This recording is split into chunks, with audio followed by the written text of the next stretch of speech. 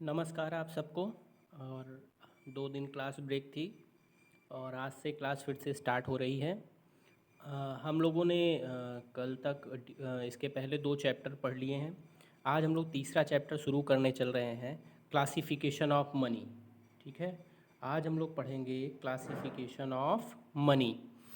Classification of money की अगर हम बात करते हैं या मनी के प्रकार की बात करते हैं तो हम एक बात ये समझ लीजिए कि लोग अपनी सुविधा अनुसार मनी को कई भागों में या कई बेसिस के तरीके पे लोगों ने बांटा है। जैसा लोग इसका यूज़ करते हैं उसके अकॉर्डिंग इसको क्या किया गया है, मनी को क्लासिफाइड किया गया है। ठीक है, बेसिक तौर पे हम लोग कोशिश करेंगे ये जानने की कि ये कितने प्रकार के हैं या हाँ ये कितने प्रकार से हमने इनको क्लासिफाइड किया है। ठीक है ना, तो अब हम लोग शुरू करते हैं। सबसे पहला जो इसका है, सबसे पहला है on the basis of nature. ठीक है ना, प्रकृति के आधार पर मुद्रा के प्रकार। तो प्रकृति के आधार की अगर हम बात करते हैं तो प्रकृति के आधार पर मैं नेचर के अकॉर्डिंग मुद्रा को 2 भागों में बांटा गया है। कितने भागों में बांटा गया है? 2 भागों में बांटा गया है। पहला क्या है?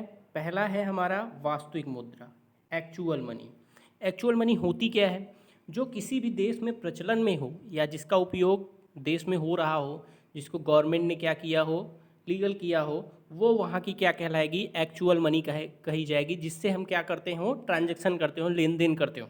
ठीक है ना, तो वास्तविक मुद्रा या एक्चुअल मनी क्या है? वह मनी जो किसी भी देश या कंट्री में क्या कर रही हो? सर्कुलेशन में हो या चल रही हो। ठीक है ना, और वहाँ की गवर्नमेंट ने उसको मनी माना हो और लोग उसको क्या करते हो? एक्सचेंज के रूप में यूज़ करते हो, तो वो उस देश की क्या मानी जाएगी? वास्तविक मनी मानी जाएगी। ठीक है, फिर आते हैं हम लोग सेकंड, जो दूसरा बेसिस है इसका, हिसाब किताब या लेखे की मुद्रा। ठीक है, मनी ऑफ अकाउंट। तो मनी ऑफ अकाउंट का मतलब ये होता है कि जो हम अकाउंट बनाते हैं या जो हम हिसाब किताब करने के लिए हम जो कागज़ या जिस पे हम फुलफ़िल करते हैं, ठीक है ना, वो सब हमारी क्या होगी? हिसाब या लेखे की मुद्रा कहलाती है। एक तरह से हम कह सकते हैं जैसे हम बैलेंस शीट बनाते हैं, अकाउंट बनाते हैं। ठीक है ना, और हम लोग क्या करते हैं, हम दुकानों पे जाते हैं तो वो भी क्या करता है? हमारे नाम के सामने अगर हम सामान लेते हैं तो वो नाम के सामने क्या करता है? उतने सामान का सामान लिया वो नाम के साथ वहीं मेंशन करता है। ठीक है ना, फिर हमको जब भी पैसा मिलता है हम उसको जब पेमेंट करने जाते हैं तो उसी के हिसाब से हम उसका हिसाब करके उसको पेमेंट कर देते हैं। ठीक है ना, तो इसी मुद्रा को जो लिखित रूप से ली या दी जाती है वो हमारी क्या कहलाती है? हिसाब या लेखे की मुद्रा कहलाती है। ठीक है ना, तो ये 2 प्रकार के हैं। तो आप ये जान लीजिए, प्रकृति के या नेचर के अकॉर्डिंग मनी को 2 बेसिस पे बांटा गया है, एक्चुअल मनी और मनी ऑफ अकाउंट। ठीक है ना, आगे बढ़ते हैं अगर हम लोग, तो अगर सेकंड बात करते हैं तो सेकंड है हमारा वैधानिकता के अकॉर्डिंग। ठीक है ना, on the basis of legality. तो लीगलिटी की बेसिस पे अगर हम देखते हैं तो मनी को क्या किया गया है? 2 भागों में इसमें भी बांटा गया है। ठीक है ना, कितने भागों में बांटा गया है? 2 भागों में बांटा गया है। ठीक है ना, तो वो 2 भाग कौन कौन से हैं वो जानने की ज़रूरत है। तो पहला अगर हम बात करते हैं, सबसे पहला है विधिग्राह मुद्रा, लीगल टेंडर मनी। अब विधिग्राह मुद्रा क्या होता है? लीगल टेंडर मनी क्या है वो समझ लीजिए। लीगल टेंडर मनी का मतलब ये होता है जिसे गवर्नमेंट ने, किसी भी देश के या स्टेट के गवर्नमेंट ने जिसे मनी क्या किया हो? घोषित किया हो या बताया हो कि ये आपकी मनी है और यही इस स्टेट में या इस देश में या इस कंट्री में चलेगी, वही वहाँ की क्या होती है? विधिग्राह मुद्रा होती है। ठीक है ना, उसे क्या होता है? उसको विधिग्राह मुद्रा बोलते हैं, जो उनके कानून के रूप में उसको मान्यता दी जाती है। ठीक है ना, उस पूरी कंट्री या उस पूरे स्टेट की वो क्या होगी? मनी होगी। उसी के थ्रू हम क्या करेंगे? किसी भी चीज़ से एक्सचेंज कर सकेंगे या सेल और परचेज करेंगे। ठीक है ना, तो विधिग्राह मुद्रा क्या है? वह मुद्रा जो वैधानिक रूप से या लीगल रूप से गवर्नमेंट या वहाँ की सरकार ने क्या किया हो? मनी घोषित किया हो जिसे, वही वो वहाँ की क्या कहलाती है? विधिग्राह मुद्रा कहलाती है। ठीक है ना, फिर आते हैं हम लोग, ये 2 प्रकार के होते हैं, ये भी समझने की बात है। ये कितने प्रकार के होते हैं? 2 प्रकार के होते हैं। आप सबको पता है, पहला है लिमिटेड, दूसरा अनलिमिटेड। ठीक है ना, मतलब जो हमारे यहाँ लीगल मनी है उसको भी 2 क्राइटेरिया में बांटा गया है। ठीक है ना, ऐसा नहीं है कि लीगल मनी है तो बस लेना ही ले। तो कहने का सेंस ये है, 2 भागों में बांटा गया है। तो 2 भाग में पहला क्या है? सीमित, लिमिटेड विधिग्राह मुद्रा। अब ये क्या है? ऐसी विधिग्राह मुद्रा या ऐसी लीगल टेंडर मनी जिसे एक सीमा तक, एक लिमिटेशन तक ही एक्सेप्ट किया जा सके, ठीक है ना, बस उसे हम क्या बोलते हैं, लिमिटेड लीगल टेंडर मनी, ठीक है ना, विधि सीमित विधिग्राह मुद्रा, ठीक है ना। जैसे एग्जांपल समझिए, कॉइन, कॉइन को हम क्या करते हैं, कॉइन को हम कितना ले सकते हैं भाई, अगर हमको मान लीजिए किसी को मैंने 1000 रुपये दिया तो वो मुझे 1000 रुपये का कॉइन देगा एक एक का, तो मैं एक्सेप्ट करूँगा क्या, नहीं करूँगा ना। उसको क्या कर सकते हैं हम, ये हो सकता है कि वो 800-900 रुपये मुझे क्या करे, बाई पेपर मनी दे दे और बाकी मुझे चेंज दे दे, तो समझ में आता है। लेकिन अगर पूरा चेंज देगा तो कैसे चलेगा, ठीक है ना। तो उसके लिए हम उसके ऊपर कोई कार्रवाई नहीं कर सकते या हम कानूनी रूप से कोई उस पर दबाव नहीं बना सकते। तो ऐसी मनी जो होगी वो क्या होगी, लिमिटेड होगी, ठीक है ना, लिमिटेड टेंडर मनी होगी, जिसे हम एक सीमा तक ही क्या कर सकते हैं, एक्सेप्ट कर सकते हैं, ठीक है। फिर हम लोग आते हैं सेकंड पे। सेकंड हमारा है, दूसरा जो है अनलिमिटेड है, असीमित लीगल टेंडर मनी, ठीक है ना, विधिग्राह असीमित विधिग्राह मुद्रा। अब ये क्या है, ये पेपर मनी, ये क्या है, पेपर मनी, जिसे क्या हो सकता है, चाहे जितनी सीमा तक दिया जाए आप उसको, आपको उसे एक्सेप्ट करना ही होगा, आप उसको मना नहीं कर सकते। अगर उसे आप मना करते हैं तो आपके ऊपर वो सामने वाला आपके ऊपर केस कर सकता है, ठीक है ना, क्योंकि हमारे यहाँ हर चीज़ को किससे मापा जाता है, मनी से, ठीक है ना। तो क्वाइन के लिए तो हम मना कर सकते हैं कि नहीं भाई हम नहीं लेंगे एक सीमा तक, लेकिन क्या है कि अनलिमिटेड है, इसलिए इसको क्या कर सकते हैं, अनलिमिटेड मात्रा तक हम एक्सेप्ट कर सकते हैं। इसको एक्सेप्ट करने से कोई मना नहीं कर सकता, नहीं उसके खिलाफ कानूनी कार्रवाई की जा सकती है, ठीक है। तो ये रही पहले के दोनों के पार्ट, ठीक है ना, लीगल टेंडर मनी की। अब आता है उसके बाद दूसरा, जिसको हम बोलते हैं ऐच्छिक मुद्रा या ऑप्शनल मनी, ठीक है ना। अब ऐच्छिक मुद्रा या ऑप्शनल मनी क्या है, वह मनी जो व्यक्ति या पर्सन की इच्छा पर, ठीक है ना, हमारे आपकी इच्छा पर निर्भर करता है कि लेना है कि नहीं लेना है, ठीक है ना, वो हमारा क्या कहलाता है, ऑप्शनल मनी कहलाता है। इसके लिए हम कोई किसी के ऊपर कोई केस, कोई कार्रवाई या कोई भी ऐसा कानूनी काम नहीं कर सकते, जैसे चेक, बैंक ड्राफ्ट, ठीक है ना, क्रेडिट। तो इन सब ये व्यक्ति की इच्छा पर होता है कि वो उसे एक्सेप्ट करे या ना करे, ठीक है ना। तो ये सब क्या होते हैं, हमारे ऐच्छिक मुद्राएं होती हैं, व्यक्ति की इच्छा पर निर्भर करती हैं, ठीक है ना, या ऑप्शनल मनी है। कोई दिक्कत किसी को, तो आगे बढ़ते हैं हम लोग अगले बेसिस की तरफ। अब अगले बेसिस की बात करते हैं, तो अगला बेसिस है हमारे पदार्थ के आधार पर, on the basis of product, ठीक है ना। देखिए on the basis of product का यहाँ मतलब ये है कि हम प्रोडक्ट के रूप में किसको सबसे ज़्यादा एक्सचेंज करते हैं, तो वो उसमें इसको क्राइटेरिया बांटा गया है। तो ये 3 प्रकार के हैं, कितने प्रकार के हैं, ये 3 प्रकार के हैं। पहला है हमारा वस्तु मुद्रा, कम्युनिटी मनी, दूसरा है हमारा धातु मुद्रा, मेटेलिक मनी, और तीसरा हमारा है पेपर मनी, ठीक है ना। अब समझने की बात है कि ये हैं तीनों क्या क्या। तो अगर हम बात करते हैं, पहले से शुरुआत करते हैं, वस्तु मुद्रा या कम्युनिटी मनी मतलब बार्टर सिस्टम, ठीक है ना, जहाँ जब हम वस्तु के बदले वस्तु को बदलते थे तो वो हमारा क्या होता था, कम्युनिटी मनी कहलाता था या वस्तु मुद्रा कहलाता था, ठीक है ना। तो वो पहला था, इसका जो बेसिस बांटा गया था, सबसे पहला प्रकार ये था। फिर दूसरा आया, आप सबको पता है, धातु मुद्रा, मेटेलिक मनी, ठीक है ना। और आपको एक बात और बता दें, मेटेलिक मनी 2 प्रकार के होते हैं। कितने प्रकार के हैं, 2 प्रकार के हैं, ठीक है ना। 2 प्रकार कौन कौन से हैं, स्टैंडर्ड और टोकन, ठीक है ना, प्रामाणिक मुद्रा और सांकेतिक मुद्रा। अब प्रामाणिक और सांकेतिक क्या है, देखिए प्रामाणिक का मतलब ये होता है या स्टैंडर्ड मनी हम जिसको कहते हैं, ठीक है ना। स्टैंडर्ड मनी का मतलब पहले ये समझ लीजिए कि मेटालिक मनी क्या है। मेटालिक मनी क्या है कि धातुओं के बने सिक्के को हम क्या बोलते हैं, मेटालिक मनी बोलते हैं, ठीक है ना। तो अगर हम स्टैंडर्ड मनी की बात करते हैं तो जो किसी भी देश की, ठीक है ना, जो किसी भी देश की प्रधान मुद्रा होगी, ठीक है ना, दूसरे सेंस में आप कह सकते हैं जिसका उपयोग सबसे ज़्यादा हम करते हों, ठीक है ना। जैसे हमारे यहाँ क्या है, इंडिया की बात करते हैं तो हम सबसे ज़्यादा कौन सी मनी यूज़ करते हैं, paper money, metallic money, paper money. आप सबको पता है कि हम पेपर मनी सबसे ज़्यादा यूज़ करते हैं। तो अगर आज के बेसिस पे देखा जाए तो हमारे लिए स्टैंडर्ड मनी कौन सा है, पेपर मनी, ठीक है ना।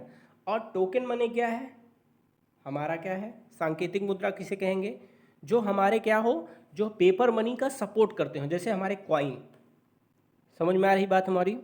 तो इसलिए स्टैंडर्ड मनी क्या है, वह मनी जो किसी भी कंट्री में सबसे ज़्यादा यूज़ की जाती हो, ट्रांजैक्शन के लेन देन के रूप में, सेल परचेज के रूप में जिसका सबसे ज़्यादा यूज़ किया जाता है, वो वहाँ की स्टैंडर्ड मनी मानी जाती है। और फिर आता है टोकन मनी। टोकन मनी मतलब सांकेतिक मुद्रा। उसका सेंस ही यही है कि जो क्या करे, पेपर मनी की हेल्प करे। किसके लिए हेल्प करे? पेपर मनी की हेल्प करे उसके ट्रांजैक्शन या लेन देन के लिए। जो करता कौन है? कॉइन करता है, ठीक है ना। ये इंडिया की बात हो गई। अब आते हैं हम थर्ड पे, पेपर मनी। पत्र मुद्रा क्या है? अब पत्र मुद्रा की अगर हम बात करते हैं तो पेपर मनी क्या है? पेपर मनी क्या है? पेपर मनी गवर्नमेंट द्वारा क्या है, एक लीगल प्रपत्र जिसके द्वारा हम क्या करते हैं, कोई भी चीज़ों को सेल और परचेज करते हैं या उसको किसी भी प्रोडक्ट को उसके पेपर मनी के रूप में या रुपए के रूप में ढालते हैं, ठीक है ना। अब पेपर मनी की बात किया जाए तो पेपर मनी 4 प्रकार के होते हैं। बता दे रहा हूँ नाम, बाकी हम लोग चैप्टर में पढ़ेंगे इसको अलग से, ठीक है ना। तो ये 4 प्रकार के होते हैं। ये 4 प्रकार कौन कौन से हैं? सबसे पहला होता है रिप्रेजेंटेटिव पेपर मनी, जिसको हम क्या बोलते हैं, प्रतिनिधि पत्र मुद्रा। दूसरा होता है हमारा कन्वर्टेबल पेपर मनी, जिसे हम बोलते हैं परिवर्तनशील पत्र मुद्रा। तीसरा होता है इसका नॉन कन्वर्टेबल पेपर मनी, अपरिवर्तनशील पत्र मुद्रा। और लास्ट आता है फेट मनी या प्रादिष्ट मुद्रा, ठीक है ना। तो ये 4 प्रकार के हैं। हम लोग जब चैप्टर पढ़ेंगे तो वहाँ पढ़ेंगे। बस इतना जान लीजिए कि प्रोडक्ट के बेसिस पे मुद्रा को 3 भागों में बांटा गया है, या मनी को 3 भागों में बांटा गया है, कमोडिटी मनी, मेटेलिक मनी और पेपर मनी, ठीक है ना। मेटेलिक मनी को 2 भागों में बांटा गया है, स्टैंडर्ड मनी और टोकन मनी, ठीक है ना।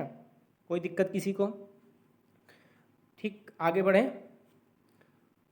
तो आगे बढ़ते हैं तो अगला है निर्गमन के आधार पर, on the basis of issue, ठीक है ना। निर्गमन के आधार पर मुद्रा 2 प्रकार की है। कितने प्रकार की है? 2 प्रकार की है। पहला कौन सा है? चलन मुद्रा, करेंसी मनी, ठीक है ना। अब करेंसी मनी क्या है? वह मनी जो किसी भी देश में क्या हो रही हो, सर्कुलेशन में चल रही हो, वही उस देश की क्या होती है, करेंसी मनी कहलाती है या चलन मनी कहलाती है, चलन मुद्रा।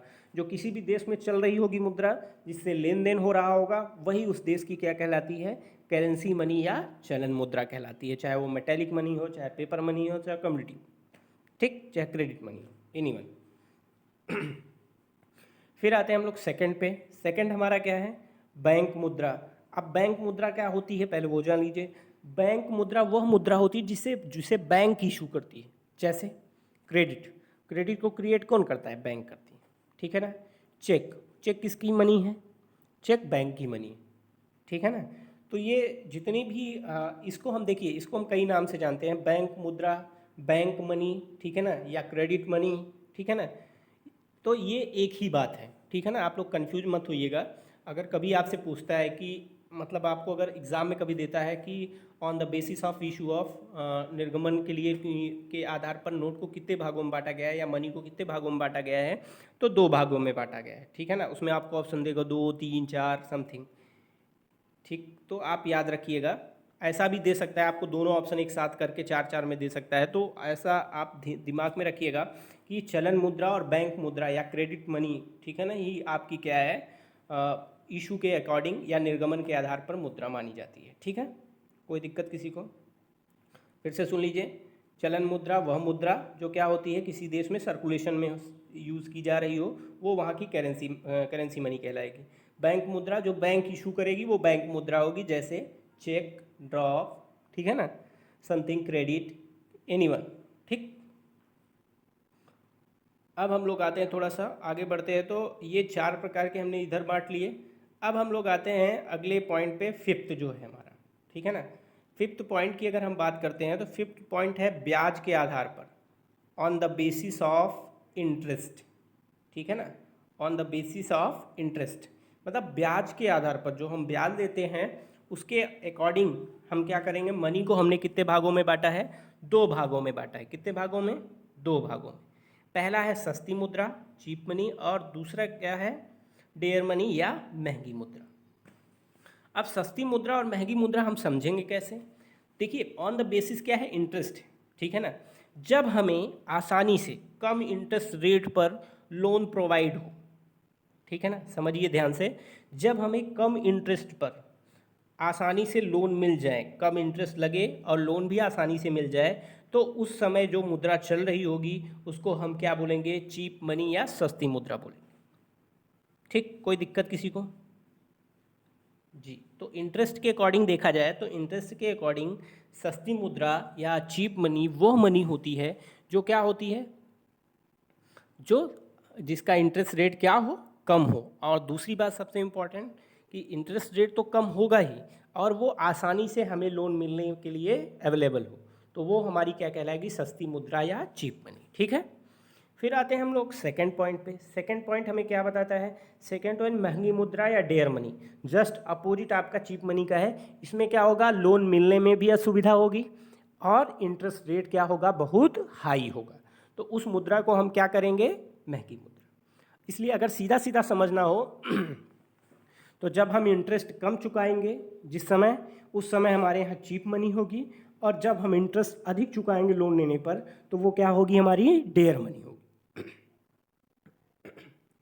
ठीक है, तो ये इतनी बात हो गई। किसी को ऐसा कोई जिसको ना समझ में आया हो कमेंट बॉक्स में हमें बताएगा। ठीक है, अब आगे बढ़ते हैं हम लोग। लास्ट है 6 पॉइंट, ठीक है ना, जो क्लासिफिकेशन का है वो है आपका विदेशी विनिमय के आधार पर, ऑन द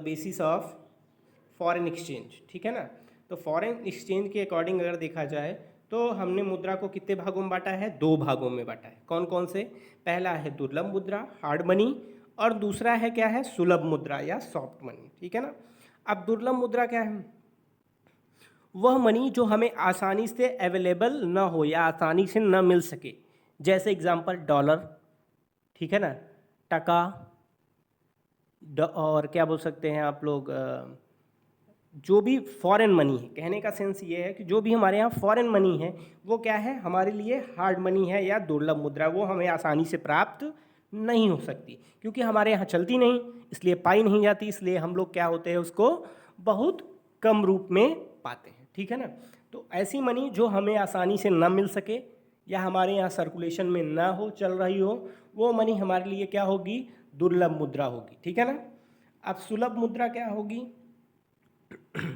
सुलभ मुद्रा वह मुद्रा जो हमें आसानी से क्या हो सके, प्राप्त हो सके, जैसे हमारा रुपीज़, कॉइन्स। ठीक है ना, ये हमारी क्या है, सुलभ मुद्रा या सॉफ्ट मनी। हम जब चाहे ये हमारे सर्कुलेशन में है, हमको आसानी से मिलती है, हम खर्च भी करते हैं। ठीक है ना, लेकिन क्या हमें डॉलर मिलता है क्या, नहीं मिलता है ना। तो ऐसी मुद्रा जो हमारे यहाँ फॉरेन या विदेश में चल रही हो, चाहे जो मुद्रा हो, ठीक है, डॉलर रूबल जो भी आप समझे, ठीक है ना, टका, और क्या पूरा सेंस आप समझ लीजिए कि जो भी हमारे यहाँ विदेशी मुद्रा है, फॉरेन मनी है, वो सब हमारे यहाँ की क्या है, दुर्लभ मुद्राएं। ठीक, और जो हमारे यहाँ सर्कुलेशन में चल रही हैं, जो हमें आसानी से मिलती हैं, जिसे हम एक्सचेंज के रूप में यूज़ करते हैं, वो सब हमारी क्या है, सॉफ्ट मनी है। ठीक है, तो ये हो गया क्लासिफिकेशन पूरा। हमने आपको आज पूरी क्लासिफिकेशन बता दिया मनी का। अब इसके आगे की अगर बात किया जाए तो हम कुछ बातें आपको बता दे रहे हैं कि क्लासिफिकेशन के जो क्वेश्चन आपसे पूछे जाते हैं वो पर्टिकुलर एक एक मनी के बारे में भी आपसे पूछा जा सकता है। जैसे आपसे पूछ लिया जाएगा सॉफ्ट मनी, बस ऊपर लिखा होगा और आपको नीचे ऑप्शन में 4 चीज़ें दी होंगी।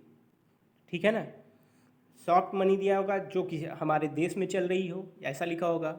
ठीक है ना, या आपके लिए पूछा जाएगा कि आपके लिए सॉफ्ट मनी क्या है। ठीक है ना, तो उसमें रुपीज़ लिखा होगा, डॉलर लिखा होगा, ठीक है ना, टका लिखा होगा, और आगे लिखा होगा इनमें से कोई नहीं। तो आपको उसमें से टिक करना है, पहचानना है कि हाँ हमारे यहाँ कौन सी मनी चल रही है, रुपीज़ चल रही है, इसलिए हमारे लिए आसानी से कौन सी मनी मिल जाएगी, वो क्या होगी, सॉफ्ट मनी। ठीक, ऐसे आपको हार्ड मनी के लिए पूछ सकता है कि हार्ड मनी में पूछ लेगा कि आप हार्ड मनी क्या है। ठीक है ना, अब हार्ड मनी में क्या है वो ऑप्शन आपको देगा। ठीक है ना, कि आपका ये दे देगा, कॉइन दे देगा, ठीक है ना, पेपर मनी दे देगा इंडिया की, ठीक है, रुपीज़ दे देगा, लास्ट में डॉलर लिख देगा। तो आपको समझना है जो आपके देश में नहीं चल रहा है वही मनी क्या होगी, आपकी हार्ड मनी। ठीक है, तो हमें इन बेसिस पे इन चीज़ों को अपना देखना है। अगर हम देखेंगे तो हमारे लिए क्या होगा, आसान होगा। ठीक है, तो हम लोग ऐसे ही करके पढ़ाई करते हैं और ये चैप्टर आपका आज ख़त्म हुआ तीसरा। ठीक है ना, ये तीसरा लेसन था आपका, क्लियर हो गया। अब अगले लेसन पे हम लोग अगली बार मिलेंगे कल की डेट पे। ठीक है ना, तो आप सबको नमस्कार। फिर से हम लोग कोशिश करेंगे अच्छे से पढ़ाई करने का। जिसको जो भी दिक्कत हो वो बताएगा। मैं अभी तीसरा चैप्टर हो गया है, सोचा था कि 2 चैप्टर के बाद, लेकिन मैं अभी सोच रहा हूँ कि 2 चैप्टर और देख लेता हूँ, फिर 4 या 5 के बाद मैं आपसे ऑनलाइन मिलता हूँ, ठीक है ना। तो फिर वहाँ पे हम लोग क्वेश्चन के साथ मिलेंगे तो कुछ रिवीजन हो जाएगा अपना, ठीक है। चलो, ओके, बाय।